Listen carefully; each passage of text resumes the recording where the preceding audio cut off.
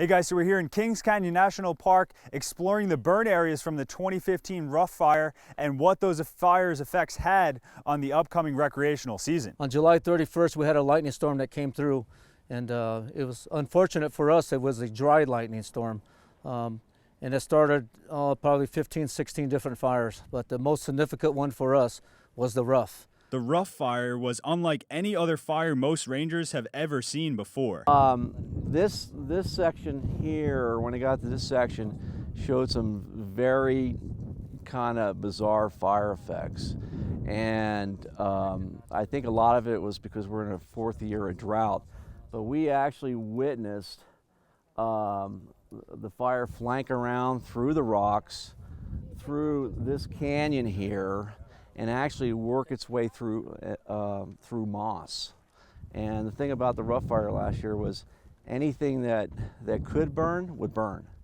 So if there was any available fuel, it seemed to consume everything, including even the moss, which a lot of us had never seen before. Although it seems destructive, wildland fires are actually very beneficial for these environments. Oh, this is Mother Nature.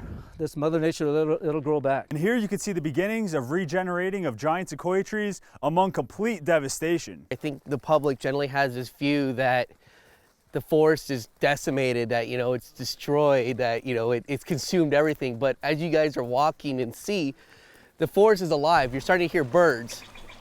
The rough fire affected multiple giant sequoia groves in Kings Canyon Park. The effects were mostly positive.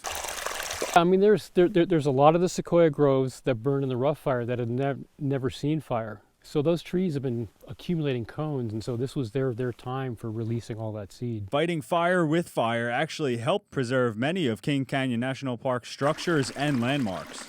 This is an area that we've treated previously with prescribed fire.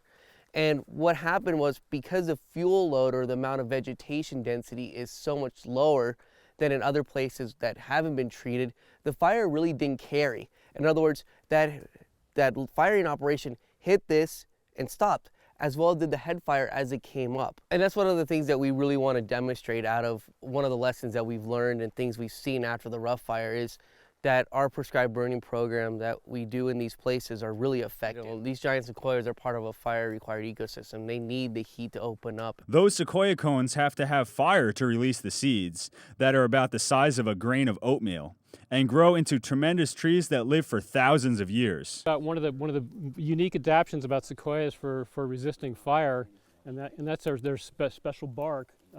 It's very fibrous, has a lot of air pockets in it.